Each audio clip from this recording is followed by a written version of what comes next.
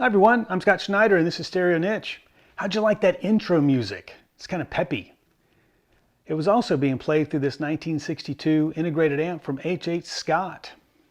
That's not too surprising, but what if I told you that this amp has never been rebuilt? Stick around.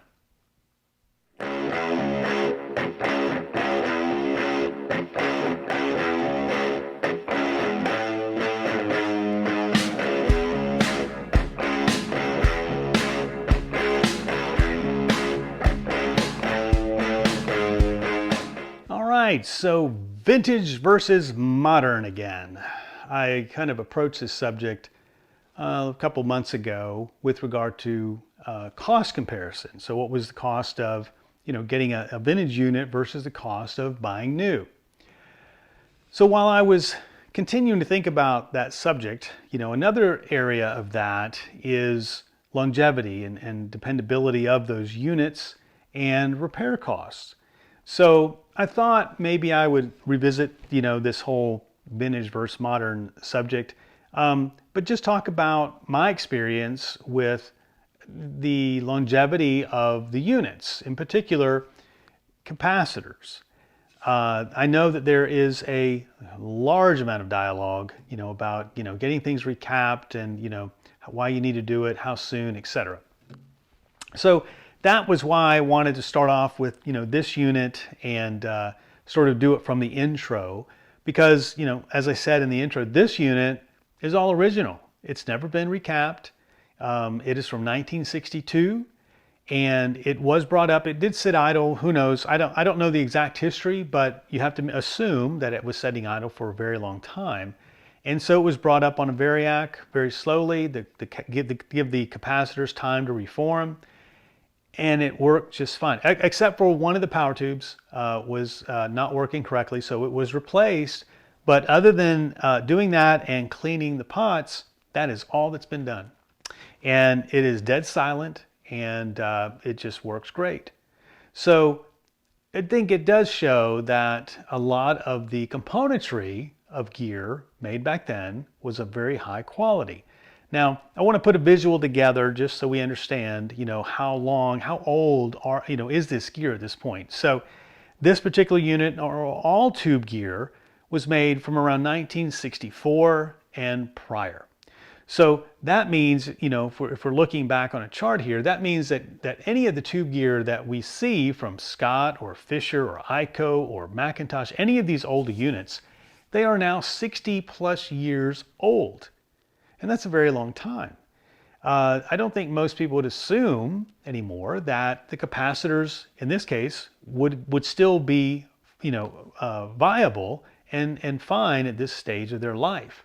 But yet, they are. And that's been my experience with all of my tube gear, with the exception of very few and only a certain small percentage of the components of them have I had any that never came up. I really have had the vast majority, I would say 90%, have always been able to be brought up on a variac and perform. Doesn't mean I didn't want and have some things replaced, like these McIntosh monoblocks up here. They are, well, they're very valuable, right? So it does make sense that, you want to go ahead and get them recapped, but they all came up on a variac. They were working before they were recapped. Now, I have two MC60s up here.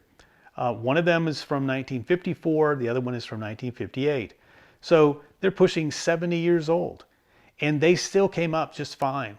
Unfortunately, the owner, before I was able to actually get them, plugged them in without putting them on a variac, and they actually worked. So not what you're supposed to do, but it was already done, so I had no choice.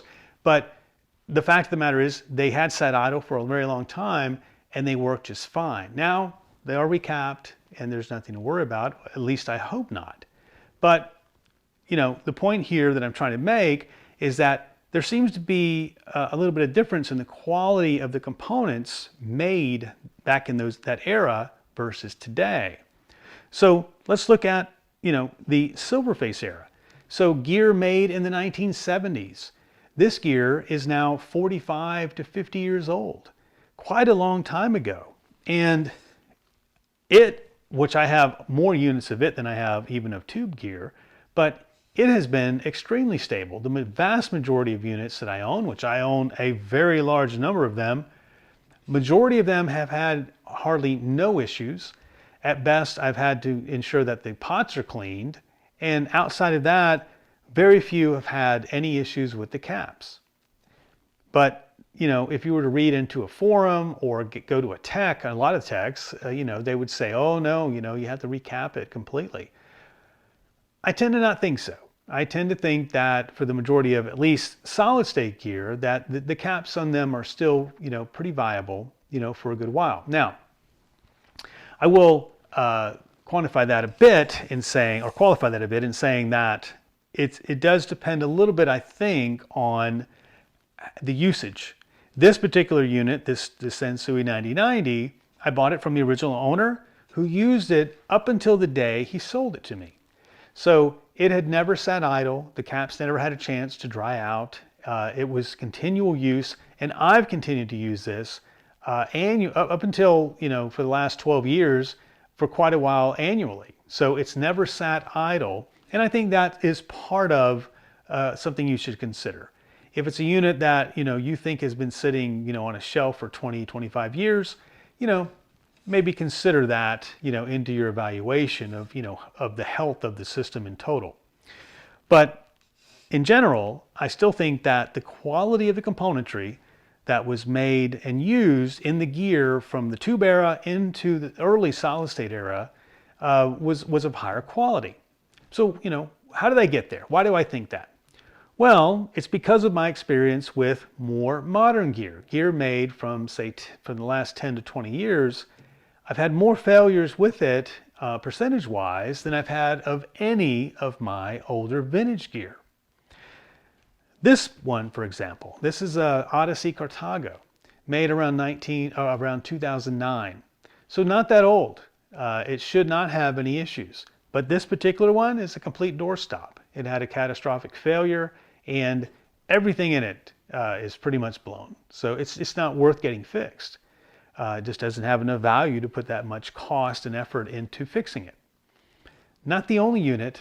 I'm not basing my opinion off of a single unit here, but I've also had other units that were, systematically had failures. I had a Emotiva 5-channel unit, manufactured in 2008. It also had all of the capacitors, not all, but the vast majority of the caps in them were leaky and out of spec. It was going into protection mode.